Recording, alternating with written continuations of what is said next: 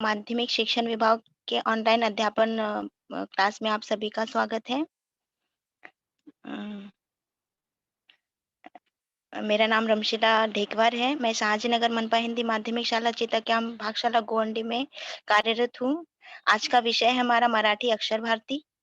अम, कक्षा है 10वीं और प्रश्न क्रमांक 2 है पद्य विभाग।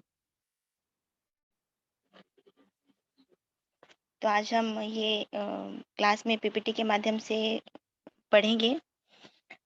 तो पद्य विभाग में हमारे पद्य में पहला प्रश्न दूसरे के पहले सवाल के लिए 8 नंबर होते हैं और आ सवाल के लिए 8 नंबर होते हैं। तो 16 नंबर का ये प्रश्न होता है। प्रश्न क्रमांक दूसरा,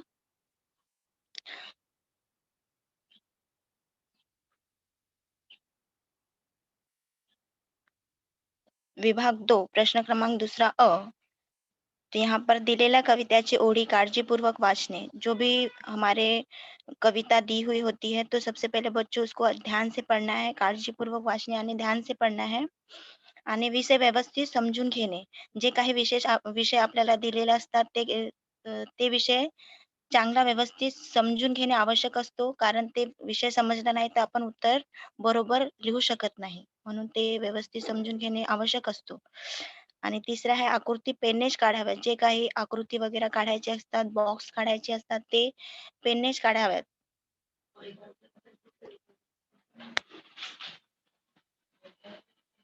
तो सबसे पहले कविता अच्छे से पढ़ना है बच्चों। उसके बाद में जो भी कविता का विषय है वो अच्छे से समझ लेना है, क्योंकि इतनी बार तो हमने कृति पत्रिका छुड़ाया है, तो उसमें हमने पेपर में बहुत सारे कविताओं को समझा है, उसके प्रश्न को छुड़ाया है, तो वो तुम्हारे लिए कोई मुश्किल नहीं होगा।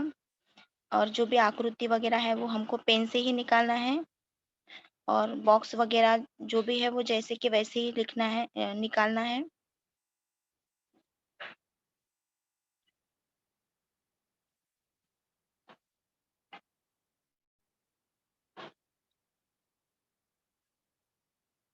कृष्णा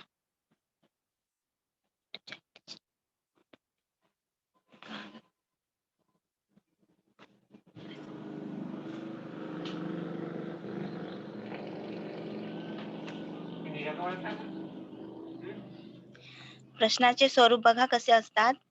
प्रश्नाचे स्वरूप असतात, एका वाक्यात उत्तरे लिहा, यानी एक वाक्य में उत्तरे लिखो, चौखटी पूर्ण करा, यानी जो भी बॉक्स में दिया हुआ खाली बॉक्स होता है उसको हमें भरना होता है, उसको बोलते हैं चौखटी पूर्ण करा. रिकाम्या जागा भरा. जे काही ओळीमध्ये खाली रिक्त स्थान असतो ना तो भरायचा असतो. आकृती पूर्ण करा. जे काही आकृती वगैरे अपूर्ण असतो ते आपल्याला पूर्ण करायचे आहेत. पुढील ओळीचा अर्थ लिहा. जे काही ओळी दिली असते, जो भी लाइन दिया हुआ होता है उसका हमें अर्थ लिखना होता है। जो भी प्रश्न में पूछा जाता है वो पढ़कर समझकर उसके बाद में उसका अर्थ लिखना होता है। शब्दांचा अचूक अर्थ लिहा. जो भी शब्द होता है, समानार्थी शब्द, विरुद्धार्थी शब्द, जो भी पूछा जाता है उसका हमें अचूक अर्थ लिखना है, यानी सही। उसके बाद में होता है स्वमत। स्वमत में होता है जो भी तुम्हारे मन में जो भी सवाल पूछा गया है और जिस तरह से तुम्हें समझ में आया है, तो तुम्हारा खुद का जो मत होता है, जो विचार होते हैं, वो तुम्हें वहाँ लिखना होता है, उसको बोलते हैं स्वमत। ठीक है? अभी आगे बढ़ते हम लोग। तो हमारी कविता है स्वप्न करूँ साकार। स्वप्न करूँ साकार के लेखक हैं गुरु ठाकुर, नहीं, सॉरी, हाँ, स्वप्न करूँ साकार के लेखक है किशोर पाठक। तो ये एक प्रसिद्ध कवि है, और इन्होंने पालव, निरूपण, आभाळ अनुस्वार हे कविता संग्रह, पाण्यातला दिवा हा ललित संग्रह, प्रसिद्ध रिंगण हा लहान मुलांचा लिहिलेला काव्यसंग्रह, बालकुमार साहित्य संमेलनाचा पाटील पुरस्कार मिळाला आहे. त्यांना ह्या कविता संग्रह, लेखन संग्रह, ललित संग्रह लिहिण्यासाठी त्यांना पाटील पुरस्कार मिळाला आहे. या कवितेत कवीने देशाच्या उज्ज्वल भविष्याचे स्वप्न रेखाटले आहे. कृषी संस्कृती, श्रमप्रतिष्ठा, एकजुटीचे सामर्थ्य या मूल्यांचे महत्त्व या कविताद्वारे कवीने सांगितले आहेत. आता कविता बघा.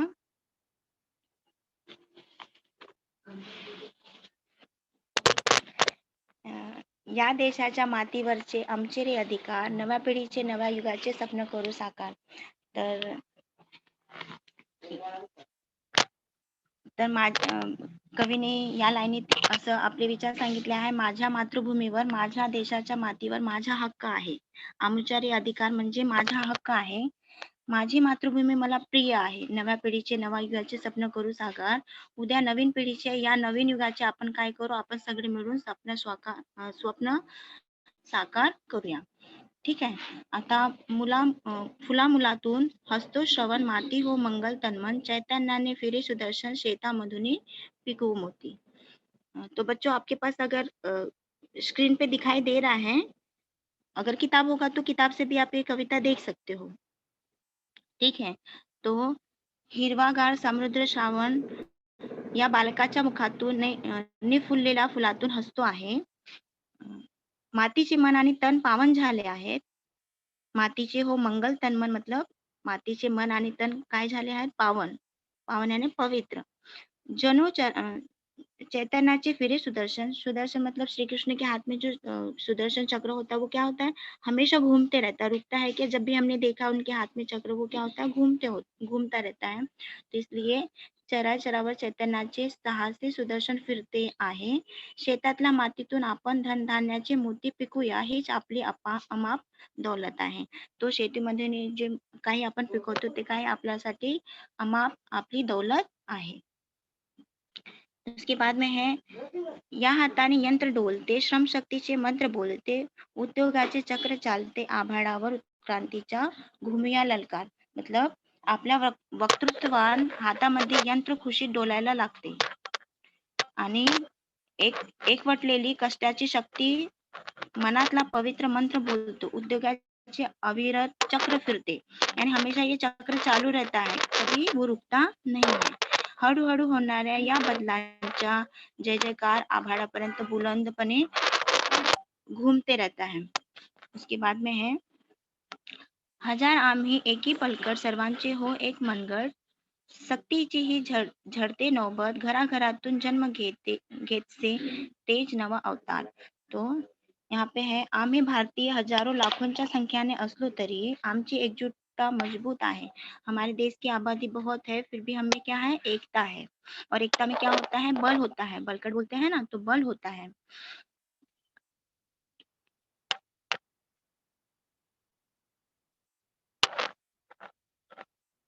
सक्तीची ही झडते नौबत, घराघरातून जन्म घेते तेज नवा अवतार. इसका मतलब होता है, या बलशाही एकजुटीची नौबत वाजायला लागली आहे. प्रत्येक घरात जन्माला येणारा तान्हाहुलांच्या रूपात जणू तेजाने नवा अवतार घेतला आहे. आणि नंतर या विश्वाची विश्वसंपदा जपू वाढवू आम्ही लागदा, हस्त शुभ शंकर हवा एकदा, भविष्य उज्ज्वल या देशाचे करूया जय जयकार. तो आमचा भारत देश हा समृद्ध करून या जगाचे वैभव आणि दौलत आपण लाखो वेळा वाढवूया आणि जोपासना करूया. जोपासना करणे मतलब संभाल के रखना. या दुनियेत जपण्यासाठी मायेचे सुखदायी एकदा हात पाहिजेत. आपल्याला भारत देशाच्या भविष्य प्रगतमय उज्ज्वल आहे. याचा अर्थ जयघोष करूया, जय जयकार करूया. तो बच्चों आप सभी को ये अर्थ समझ में आया होगा, कविता का भावार्थ. तो अभी इसके प्रश्न उत्तर की तरफ चलते हैं हम लोग.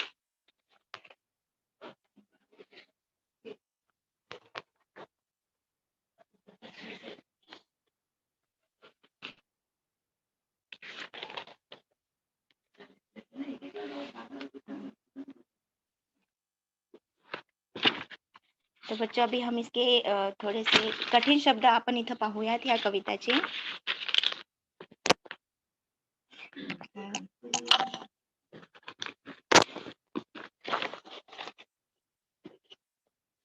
तो बघा इथं आमुचा याने हमारा, हक यानी क्या होता है? अधिकार. हाँ. और मंगल यानी होता है पवित्र पावन. धन यानी क्या होता है? संपत्ति. और शेत यानी खेती.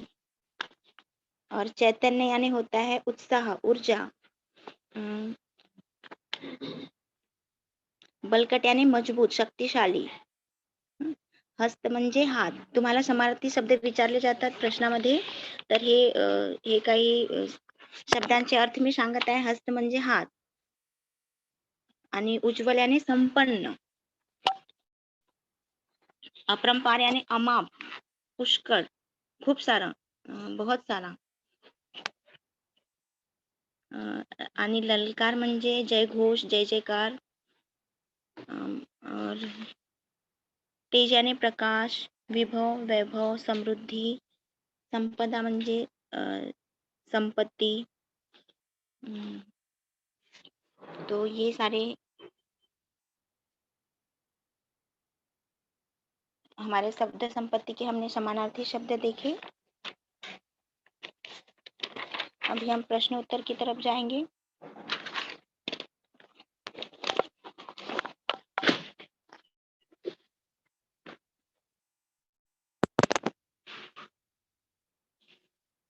तो सबसे पहला प्रश्न होता है प्रश्न क्रमांक दूसरा अ का पहला। तर यहाँ पे है एका वाक्यात उत्तरे लिहा। एका वाक्यात उत्तरे लिहाने एक वाक्य में हमें उत्तर लिखना है।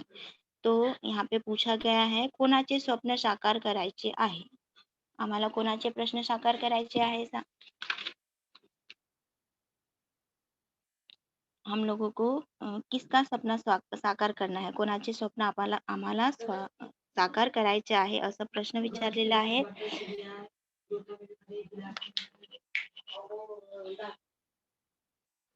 नव्या पिढीचे नवा युगाचे स्वप्न साकार करायचे आहे। आम्हाला कोणाचे स्वप्न साकार करायचे आहे, नवा पिढीचे नवा युगाचे स्वप्न आम्हाला साकार करायचे आहे।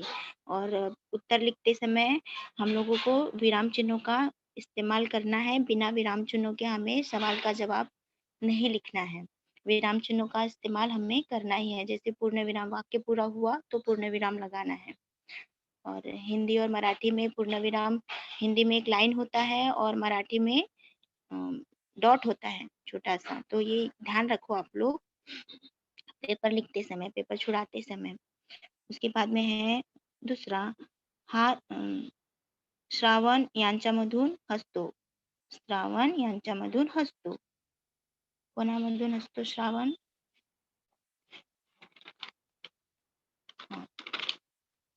श्रावण यांच्यामधून हसतो।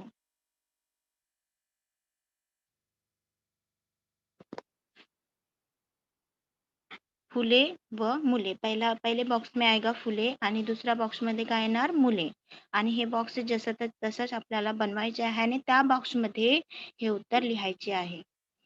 बॉक्स में अपने को जैसा बॉक्स दिया होता है वैसा ही बॉक्स बनाने का और उसमें ही उत्तर लिखने का। जैसे यहाँ पे पहले बॉक्स में आएगा फुले आणि दुसऱ्या बॉक्स मध्ये काय येणार, मुले।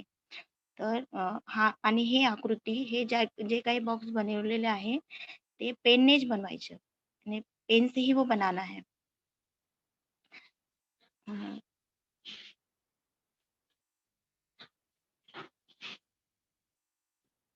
अभी कृति 2। तो यहाँ पे पूछा गया है उत्क्रांतीचा ललकार घुमवणारे घटक। आकृती पूर्ण करायची आपल्याला बघा। आकृती पूर्ण करा म्हणजे असं असतं, उत्क्रांतीचा ललकार घुमवणारे घटक। तर उत्क्रांतीचा ललकार घुमवणारे घटक म्हणजे हातातील यंत्र आणि श्रमशक्तीचे मंत्र। हातातील यंत्र आणि श्रमशक्तीचे मंत्र। तो पहला बॉक्स में क्या आएगा, हातातील यंत्र, यानी जो भी हमारे हाथ में शक्ति है या जो भी यंत्र है वो। और दूसरे बॉक्स में क्या आएगा, श्रम शक्तीचे मंत्र, जो भी हम मेहनत करते हैं, जे काही आपण काटकसर करत असतो, जे काही आपण काम करत असतो ते श्रमशक्तीचे मंत्र। हे उत्क्रांतीचे यानी कोई भी नया चीज निर्माण करना है उसके यंत्र होता है। दूसरा है चौकटी पूर्ण करा। तो हमने पहले ही प्रश्न देखा ना, आकृती पूर्ण करा, चौकटी पूर्ण करा, रिकामी जागा भरा। तर चौकटी पूर्ण करा बघा। पहिला आहे नौबत याची झडत आहे, झडते आहे, नौबत यांची झडते आहे। तर शक्तीची, बॉक्स में क्या लिखना है, उत्तर में शक्तीची। आणि दुसरा आहे हात असा हवा, हात कसा हवा? शुभशंकर सारखा आपल्याला हात हवा. तर हात असा हवा. शुभशंकर. इसमें क्या लिखना है? शुभ शंकर. दूसरे बॉक्स में लिखना है शुभ शंकर.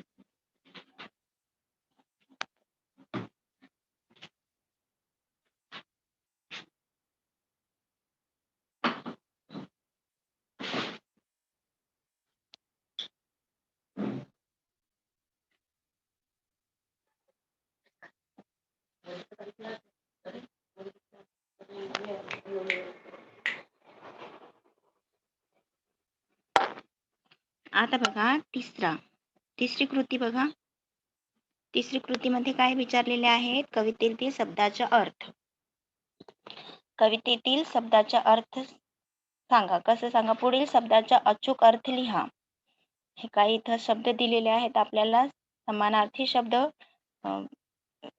शब्द वाचताना आणि सोडवताना पेपरमध्ये हे समानार्थी शब्दाचे हे जे काही चिन्ह दिलेले आहेत ते लक्षात ठेवा आणि विरुद्धार्थी शब्दाचे अर्थ लिहिताना पण विरुद्धार्थी चिन्ह तुम्ही लक्षात ठेवा. कारण की खूप मुलं गडबड करत असतात. समानार्थी विरुद्धार्थी शब्दामध्ये ते अर्थ बरोबर लिहितात पण ते चिन्ह चुकीचे टाकतात. तर हे तुम्ही असं करू नका मुलांनो. तर बघा, पुढील शब्दाचा अचूक अर्थ लिहा. अधिकार. अधिकार म्हणजे काय असतो? हक्क. अधिकार यानी क्या होता है बच्चों? हक्क. आणि मंगल म्हणजे काय असतो? पवित्र. अभी हमने कविता में पढ़ा मंगल यानी क्या होता है? पवित्र. उसके बाद में शक्ति है. शक्ति यानी क्या होता है? ताकत. जो भी हमारी शक्ति है उसको बोलते हैं ताकत. और देश यानी राष्ट्र. देश का समानार्थी शब्द क्या होगा? राष्ट्र होगा. ठीक आहे. तर हे शब्द दिलेले आहे. समानार्थी शब्दाचा समान अर्थ लिहायचे आहे इथं. तर आपण अधिकार का काय लिहिलं? हक्क. मंगल पवित्र. शक्ती ताकद. देश राष्ट्र. इथं चौथा प्रश्न आहे. काव्य सौंदर्य. घराघरातून जन्म घेते तेज नवा अवतार या ओळीचे भाव सौंदर्य स्पष्ट करा. तर बघा, भाव सौंदर्य कसं स्पष्ट करायचे आहे. कवी किशोर पाठक यांनी स्वप्न करू साकार या कवितेमध्ये उद्याच्या भारताला आम्हाला सक्षम बनवण्यासाठी येणाऱ्या नवीन पिढीचे तेजोमय मूल्य अधोरेखांकित करताना प्रस्तुत ओळी लिहिले आहेत. नव्या पिढीने व नवा युगाचे स्वप्न साकार करण्यासाठी काय नेमके करावे हे सांगताना कवी म्हणतात, आपण सर्व अनेक धर्मपंथाचे असंख्य लोक असलो तरी आपली एकजुटता महत्वाची आहे.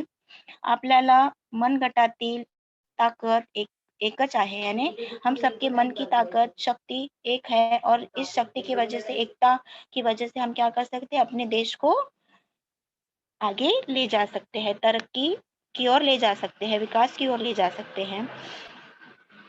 तो प्रत्येक घरातून जन्मलेला प्रत्येक बालक म्हणजे तेजाचा नवीन अवतार आहे. हमारे भारत में हर एक घर में जन्म लेने वाला हर एक बच्चा हमारे भारत की तरक्की के लिए नवीन अवतार आहे. त्यांच्या स्वागतासाठी एकजुटीने शक्तीच्या नौबत झडत आहे. तो उनके स्वागत के लिए हमें क्या करना है? तयार रहना है. राष्ट्रीय एकात्मता हे मूल्य व तेजपुंज नवीन पिढीच्या या सुयोग सांगड या ओढीत प्रकर्षणाने जाणवते. ठीक है बच्चों, समझ में आया ये?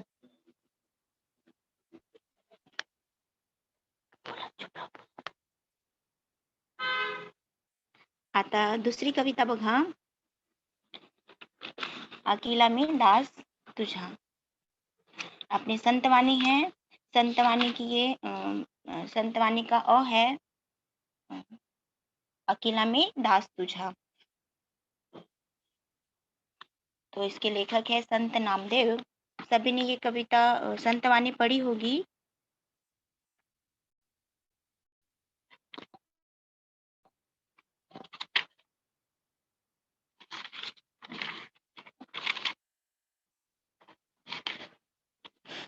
संतवाणी अकेला में दास तुझा. तो इसके लेखक है संत नामदेव.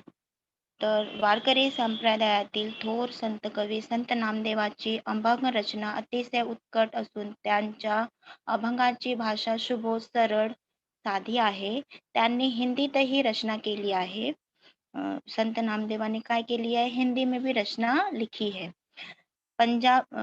पंजाबती जाऊन त्यांनी भागवत धर्माची पताका फडकवली आहे. शिखांच्या गुरु ग्रंथ साहेब या ग्रंथात त्यांची एक स्पष्ट कवने समाविष्ट असून भक्त नामदेवाची जी मुखबाणी या नावाने ती प्रसिद्ध आहे. प्रस्तुत अभंगामध्ये संत नामदेवाने विविध दृष्टातून परमेश्वर कृपाची याचना केली आहे. परमेश्वर कृपाची याचना काय केली आहे? नामदेवाने केली आहे. तर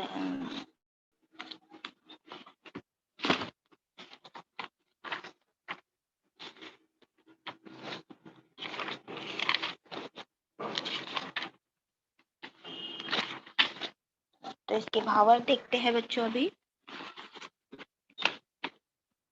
तर अग्नी माझी पडे बाळू, माता धावे कनवाळू. तर नामदेव स्वतःला बाळ समजत आहे आणि विठ्ठल रूपी मातेने आपला बाळाचे मायेने सांभाळ करावा हे सांगताना संत नामदेव म्हणतात, तैसा धावे माझी या काजा अकिला मी दास तुझा. तर यहाँ पे बोल रहा है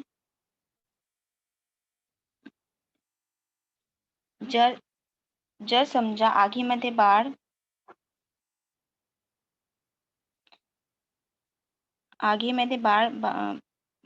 पळे बाळू, माता धावे कनवाळू. जर समजा आगीमध्ये बाळ चुकून पडला तर दयालू आई काय करते? त्याची रक्षण करण्यासाठी धावत जाते. यानी हम कभी भी कुछ परिस्थिति में घिर जाते हैं, कुछ समस्या में होते हैं, तो हमारी मम्मी क्या करती है? हमारी समस्या का समाधान करने के लिए हमारे पास दौड़ के आती है. मतलब कोई भी परेशानी में अगर हमारा बच्चा है तो मम्मी को चैन नहीं होता है. तो वैसे ही संत नामदेव विठ्ठल देवाला म्हणतो की जर काही झालं तर तू माझ्यापाशी काय आहे? धावून ये आणि माझ्या आईसारखं तू माझा काय कर? सांभाळ कर. ठीक आहे. तैसा धावे माझिया काजा अकिला मी दास तुझा.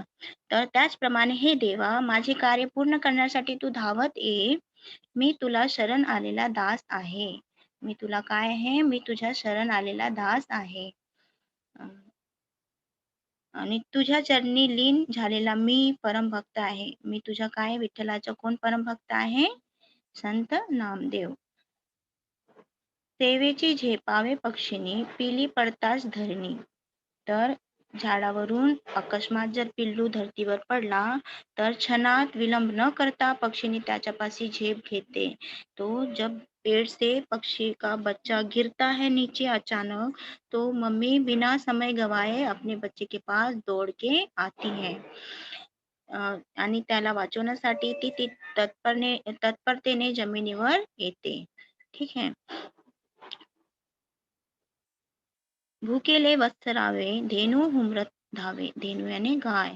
तर वासरू खूप भुकेला असतो तेव्हा त्याला दूध पाजण्यासाठी गाय तत्काळ हमरत वासराकडे धावते. गाय काय करते? हमरत वासराकडे धावते.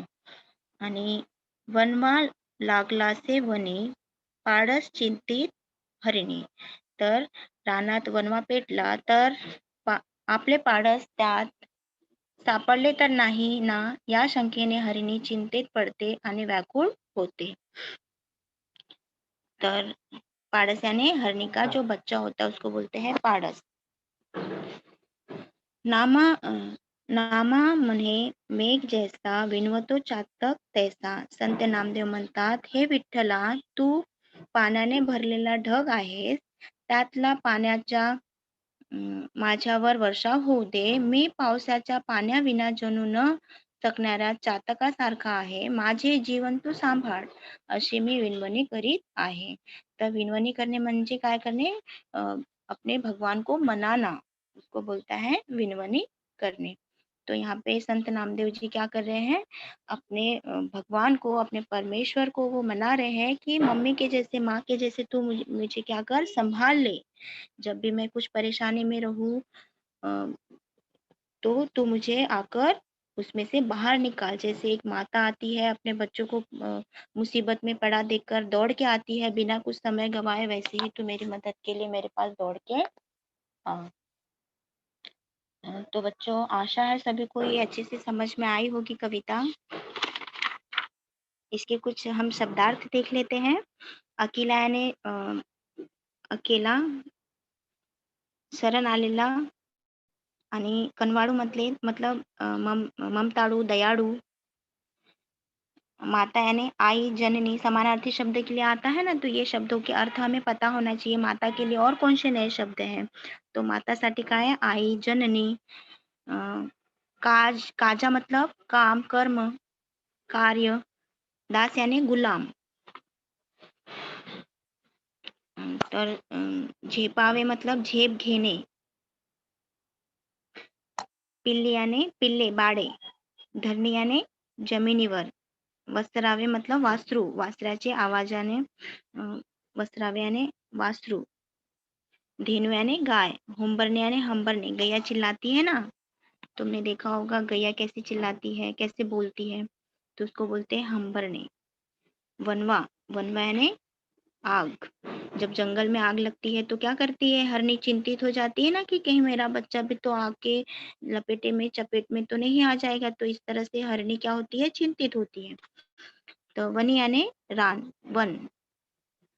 पाडस याने हरणीचे पिल्लू, त्याला पाडस म्हणतात। चिंतित, चिंतित याने काळजी करणे, चिंता करना। मेघ याने ढग। विनवतो याने विनती करतो। और चातक, चातक याने पावसाचे पाणी फिरून जगणारा, पावसाचे पाणी पिऊन जगणारा एक काल्पनिक पक्षी आहे.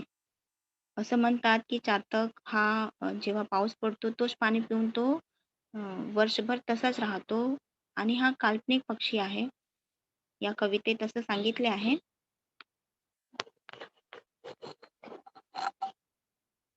अभी हम इसके प्रश्नोत्तर देखते हैं बच्चों।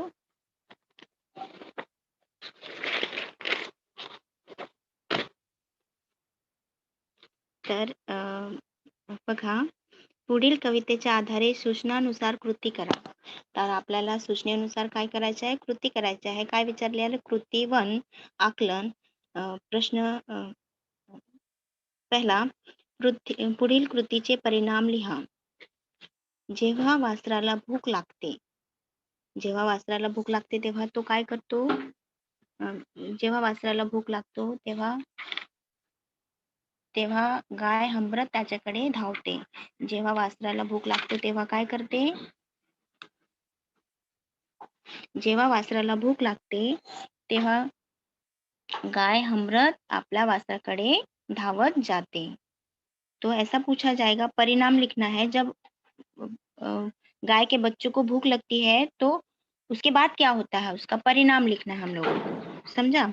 जेव्हा वासराला भूक लागते तर त्याचा परिणाम काय होतो? तेव्हा गाय हंबरत आपल्या पिल्लूकडे धावत येतो. उसके बाद में है जेव्हा पक्षिणीचे पिल्लू झाडावरून खाली पडते, यानी झाड से जब पक्षी का बच्चा नीचे गिरता है तेव्हा काय होतो? त्याचा काय परिणाम होतो? त्याचा परिणाम असं होतो, धरणीवर पक्षिणी झेपावते, मतलब धरती पे पक्षी जल्दी से आता है। क्यों आता है? अपने बच्चों को बचाने के लिए। अब दूसरा है परमेश्वराचे दास, कोणते लिहा. दूसरा, कोणते लिहा यानी कौन है वो लिखना है. परमेश्वर का दास कौन है? इस कविता में बताया गया है संत नामदेव. परमेश्वराचे दास कोण आहे? संत नामदेव. और जैसे बॉक्स दिया है वैसे ही बॉक्स बनाना है. और ये जो दिया हुआ आहे परमेश्वराचे दास हे लिहिणे खूप गरजेचे असतात आणि त्याच्यासमोर एरो देऊन जे काही बॉक्स दिलेले आहेत त्या बॉक्समध्ये आपले उत्तर लिहायचे आहे आपल्याला. आणि दुसरा आहे संत नामदेवांनी ज्यांना विनवले आहे, विनवले आहेत, यानी जिनको संत नामदेव ने मनाया है वो कौन है? तर श्री विठ्ठल, जो परमेश्वर है, जो देव है, जे ईश्वर है, त्याला त्यांनी विनवले आहे. त्यांचे नाव काय? श्री विठ्ठल.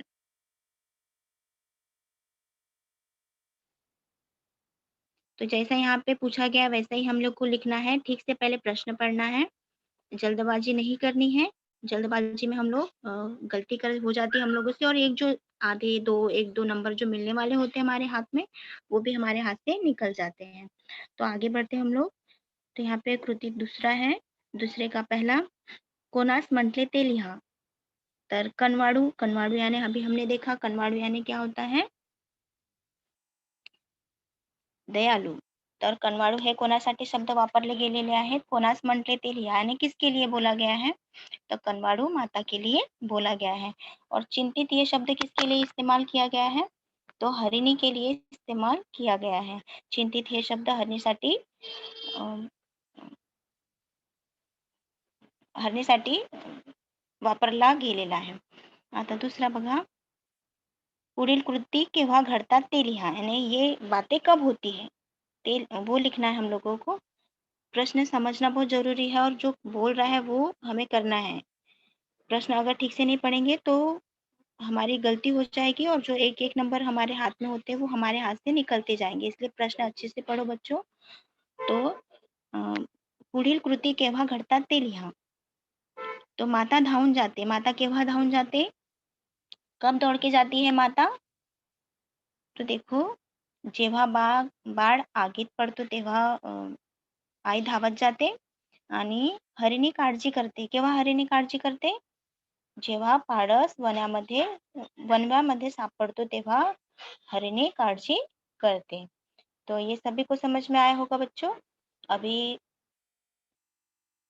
तीसरा कृती है, यहाँ पे कवितेतील शब्दाचा अर्थ, जे काही कवितेत शब्द दिले असतात त्याचा आपल्याला अचूक अर्थ लिहायला सांगितला आहे।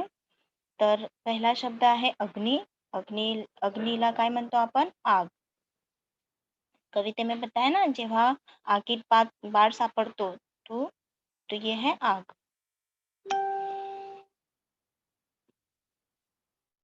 उसके बाद में है दूसरा है माता, मातासाठी कोणते शब्द आहे, आई।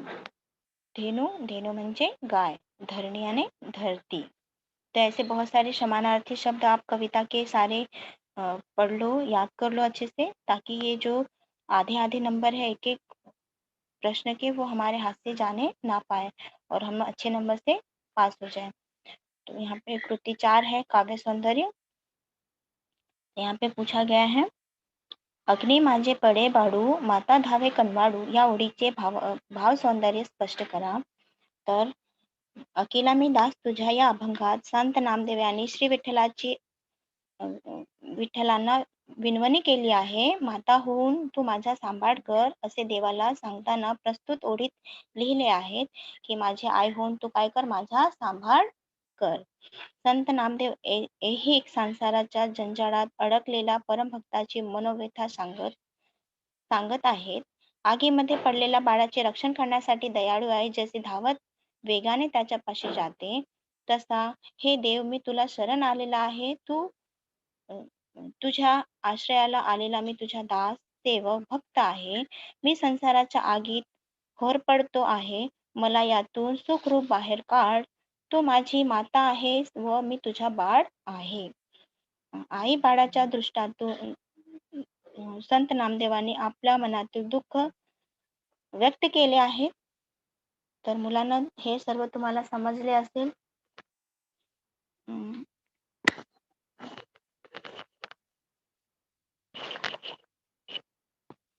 तर आपण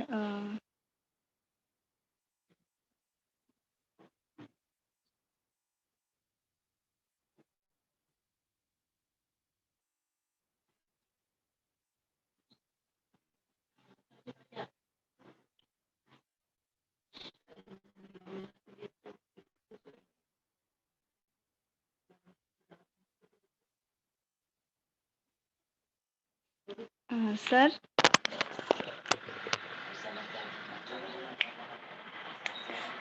बच्चों अगर तुम्हें कुछ सवाल पूछने होंगे तो पूछ सकते हैं।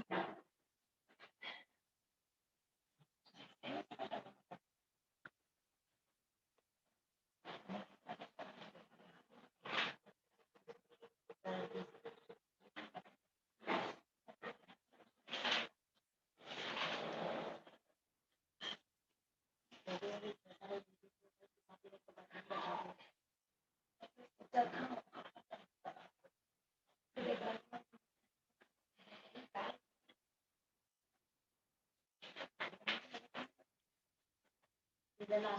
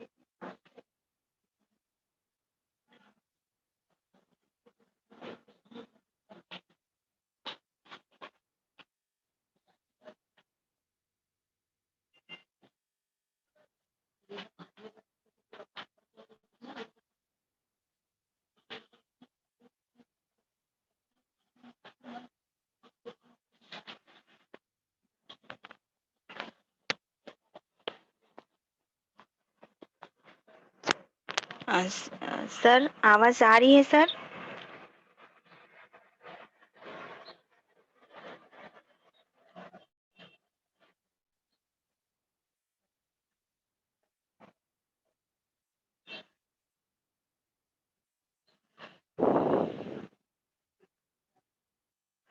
बच्चों, अगर आपके मन में कोई सवाल है तो आप माइक अनम्यूट करके पूछ सकते हैं।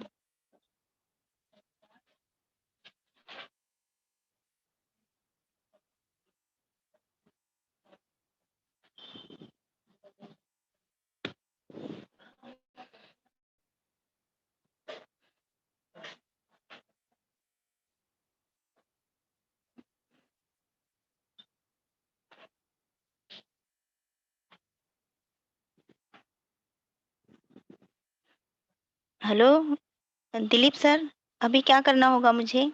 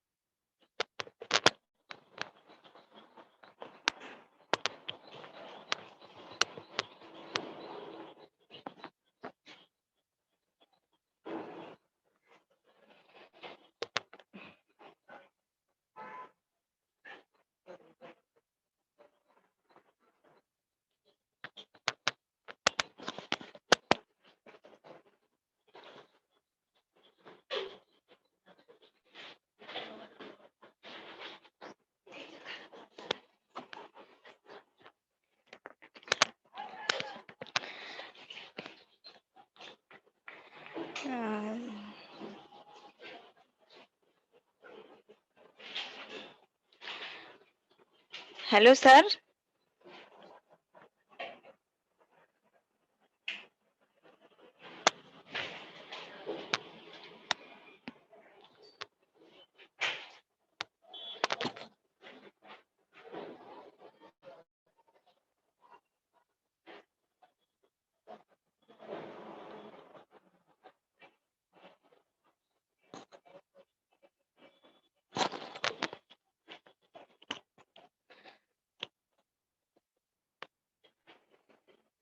हेलो।